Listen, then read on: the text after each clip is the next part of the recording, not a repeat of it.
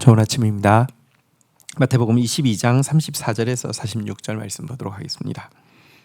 34절 예수께서 사두개인들로 대답할 수 없게 하셨다 함을 바리새인들이 듣고 모였는데 35절 그 중에 한 율법사가 예수를 시험하여 묻되 36절 선생님 율법 중에서 어떤 계명이 크니까 37절 예수께서 이러시되 내 마음을 다하고 목숨을 다하고 뜻을 다하여 너희 하나님 여호와를 사랑하라 하셨으니 38절 이것이 크고 첫째 되는 계명이요 39절 둘째도 그와 같으니 내 이웃을 내 자신같이 사랑하라 하셨으니 40절 이 두 계명이 온 율법과 선지자의 강령이니라. 자, 예수님께서 이제 사두개인을 꼼짝 못하게 할 말이 없도록 그냥 이렇게 압살했다라는 이런 이제 소문을 듣자 사두개파의 반대파인 바리새파의 어른인 서기관이 사실은 이제 좀 뭐랄까요, 이렇게 감동을 좀 받은 것 같습니다. 그러면서 자기가 서기관이지만 평소에 좀 궁금했던 질문을 좀 이렇게 하게 되었습니다. 그것은 무엇이냐고 하면 선생님 율법 중에 어떤 계명이 크니까 하는 질문이었습니다. 당시 유대인들은 십계명과 모세오경 외에도 그러니까 이제 십계명과 모세오경에 보면 출애굽기 레위기에 보면 이제 십계명의 부칙들이 있죠. 이제 그래서 거기 보면 이제 이렇게 자세한 부칙들이 있는데 이것 외에도 무려 613개나 되는 구전 계명이 있었습니다. 계명이 너무 많다 보니까 그 중에서 중요도가 이제 다를 수 있지 않습니까? 근데 당시 많은 율법학자, 그러니까 서기관도 일종의 율법학자죠. 율법학자들은 이 많은 계명 중에서 제일 중요한 계명이 무엇이냐에 대해서 제물과 희생에 관한 계명이 제일 어떤 데는 계명이라고 생각했습니다. 하나님께 바치는 제물, 희생 제물 이걸 어떻게 해야 되느냐 이게 제일 큰 거다라고 생각을 하고 또 가르치고 있었는데 아마 스스로도 좀 미심쩍었던 것 같습니다. 그래서 이 많은 계명 중에서 뭐가 제일 중요한 것입니까? 하는 질문을 했습니다. 이것은 제가 생각하기로는 단지 예수님을 이렇게 어떤 시험에 빠뜨려서 설화에 묶으려고 하는 것이기보다는 어떤 면으로는 자기의 지식을 좀 과시하려고 하는 것과 또 한편으로는 평소에 가르치면서도 스스로 궁금했던 것을 좀 물으려고 한 의도가 있었던 것 같습니다. 여기에 대해서 예수님은 아주 정확하고 곧바로 무엇인지 대답을 하셨습니다. 크고 첫째 되는 계명은 내 마음을 다하고 목숨을 다하고 뜻을 다하여 주 너희 하나님을 사랑하는 것이다 라고 이야기를 하고 있습니다. 너의 마음을 다해서 그리고 너의 너의 목숨을 다해서 그리고 너의 뜻을 다해서 하나님을 사랑하라 이렇게 이야기를 하고 있습니다. 여기 마음을 다해서 영어 성경에 보면 이제 with your heart라고 되어 있고요. 또 이제 여기 목숨을 다해서는 with your soul이라고 되어 있고요. 그리고 마지막으로 뜻을 다해서는 with your mind라고 되어 있는데요. 사실은 이것은 이제 지정의를 다 한다는 의미를 가지고 있습니다. 여러분 하나님을 사랑하는 게 첫 번째 계명입니다. 그리고 하나님을 사랑한다는 것은요 일단 지정의가 동반이 되어야만 합니다. 먼저 지성, 그러니까 하나님을 알면 알수록 하나님을 향한 사랑이 깊어집니다. 그래서 하나님을 제대로 아는 것 필요합니다. 그런데 하나님을 알게 되는 지성만 가지고 하나님을 사랑하는 것이라고 할 수 없습니다. 두 번째는 하나님을 향한 감정이 동반되어야 합니다. 이 정서적인 각성도 동반되어야 합니다. 이런 예배를요 하나님을 향한 지성적이고 이 정서적이고 또 이 우리의 영혼이 동반되어지는 이런 사랑을 성경에서는 달리 진리와 영의 예배다라고 이야기합니다. 옛날 번역으로는 이렇게 진정과 신령이라고 번역을 했는데요. 요즘은 진리와 영이라고 번역을 했는데, 하나님을 우리가 예배한다는 것은 하나님을 사랑하는 표현이잖아요. 예배라는 단어 자체가 입맞춤한다는 뜻입니다. 근데 하나님 어떻게 사랑해야 됩니까? 진리의 예배, 진리로 사랑해야 합니다. 하나님을 알아야지 사랑할 수 있고요. 두 번째, 영으로 사랑해야 합니다. 이것은 하나님을 우리가 느끼고 우리의 영혼이 각성되어져서 우리에게 어떤 사랑의 이 감정이 이렇게 차올라서 예배해야 된다. 이것이 진리의 예배, 영의 예배 이렇게 이야기합니다. 또한 하나님을 사랑할 때는 의지도 동반되어야 합니다. 여러분, 의지적인 실천이 없이 머릿속으로만 존재하는 지성과 감정은 여러분 가짜일 수 있습니다. 정말 내가 지적으로 알고 정말 내가 감정적으로 사랑하며 내 행동이 손발을 통하여서 의지가 나타나야 하는 것이죠. 자, 이것이 크고 첫째 되는 계명이다라고 명백히 밝히셨습니다. 그런데 그것으로 끝나지 않고 39절에 보면 둘째도 그와 같으니라고 이야기를 하면서 둘째가 있다라고 이야기합니다. 근데 좀 더 정확한 뜻은 둘째도 그와 같으니라는 말은 둘째는 다음과 같다 이런 뜻이 아니라 둘째도 첫 번째 계명과 동등하다라는 의미입니다. 그러니까 크고 첫째 되는 계명, 하나님을 지정을 다해서 사랑하는 것.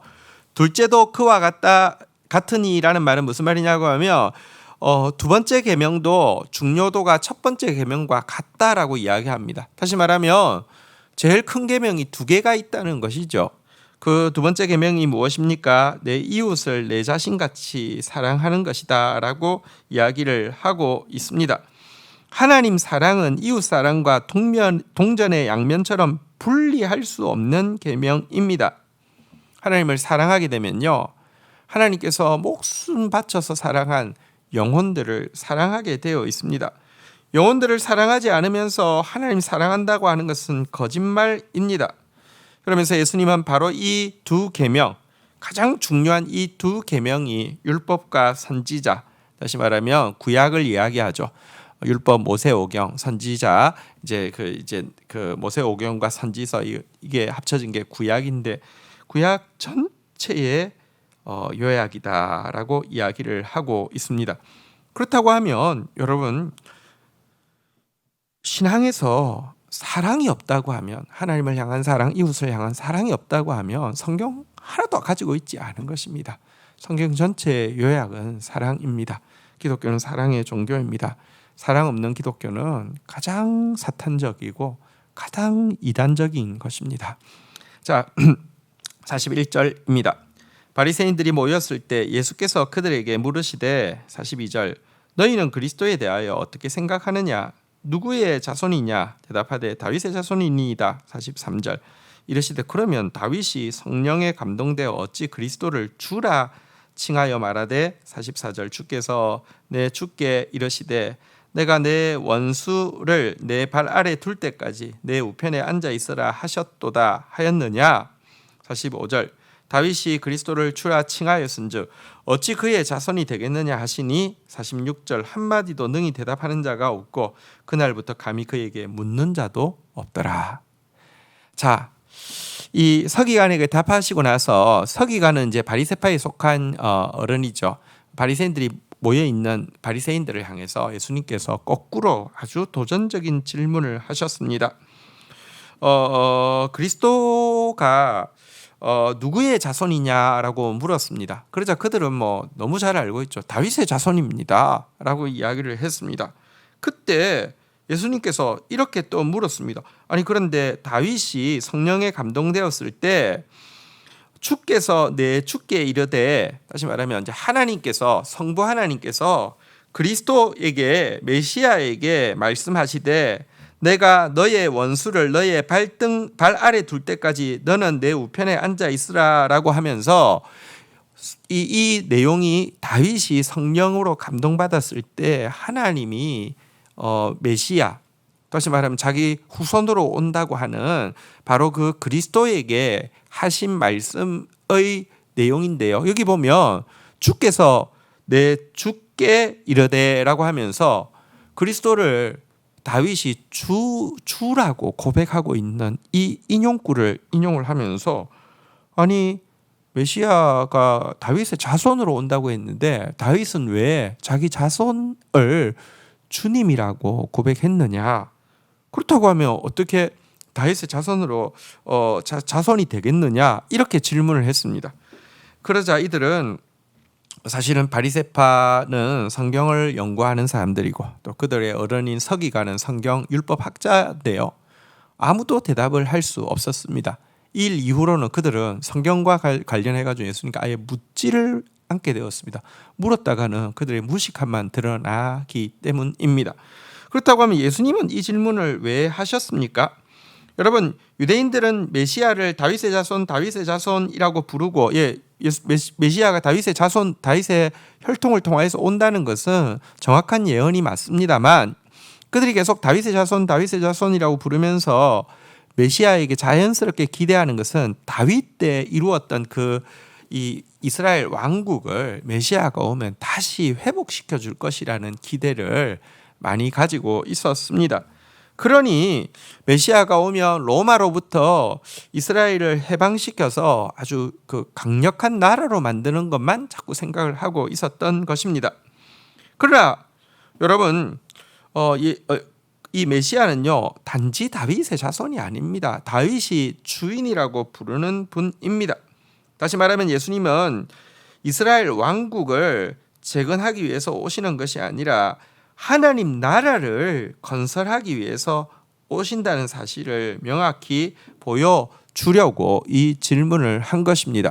예수님은 겨우 이 세상에서 잠시 흥하다가 쇠하고 없어질 수밖에 없는 세상 왕국 하나를 또 회복시켜 주시기 위해서 오신 것이 아니라 영원히 무너지지 않는 하나님 나라를 건설하기 위해서 오신 분이시다. 이것을 알려주기 위해서 다윗의 자손이 맞지만 다윗의 자손이라는 이름이 가지고 있는 그냥 다윗과 비슷한 다윗이 한 일과 비슷한 일을 하는 메시아 정도로 생각하는 그들의 오류를 고쳐주고 있습니다. 그리스도는 하나님 나라의 왕이십니다. 그리스도는 영원한 하나님 나라를 세우는 분이십니다. 우리는 바로 그분이 세우는 그 나라를 꿈꾸고 그 나라를 세우는 일에 함께 동력하며 그 나라가 이루어지기를 기대하고 그 나라를 구하는 백성들입니다. 주신 말씀 붙잡고 기도하며 나가도록 하겠습니다. 하나님 아버지 감사합니다. 신앙생활을 하면서 많은 계명들이 있지만 많은 계명들로 인하여서 무엇이 가장 중요한지 잊어버리게 되는 경우가 많이 있음을 고백합니다. 명확하게 알려주신 대로 하나님을 지정의를 다해서 사랑하는 것이 가장 큰 계명이라 하셨사오니 하나님을 알아가게 하여 주시고 또 하나님을 뜨겁게 사랑하게 하여 주시고 내 손과 발로 하나님 알고 사랑하는 것을 드러내는 자 되어지게 하여 주옵소서. 그러나 하나님 사랑이 이웃 사랑과 결단코 분리될 수 없으며 이웃 사랑이 부차적인 것이 아니라 하나님 사랑과 동등하게 같이 있는 것이라는 사실을 깨닫게 하여 주시고 하나님 사랑이 없이는 아무것도 아닙니다. 정말 사랑하는 자 되어질 수 있도록 사랑이 모든 가르침, 성경의 모든 가르침의 핵심일진데 사랑에 정말 우등생 되어질 수 있도록 저희들에게 은혜를 더하여 주시기를 간절히 간구하고 소원합니다. 다윗의 자손으로 오신 예수님, 그러나 예수님께서 이루시고자 하는 나라는 다윗이 주로 고백하던 그 하나님의 아들이신 예수님께서 하나님의 나라를 세우는 것임을 저희들이 잊지 않게 하여 주옵소서. 현실의 우리의 문제를 해결하기 위해서 오신 메시아가 아니라 영원한 모든 문제에 대한 영원한 해답이 되시는 하나님 나라를 세우기 위해서 오신 주님, 우리도 그 하나님 나라를 사모하며 먼저 그의 나라를 구하며 그의 나라를 기대하며 그의 나라를 위해서 헌신하는 삶 살 수 있도록 인도하여 주옵소서. 예수님의 이름으로 기도 올립니다. 아멘.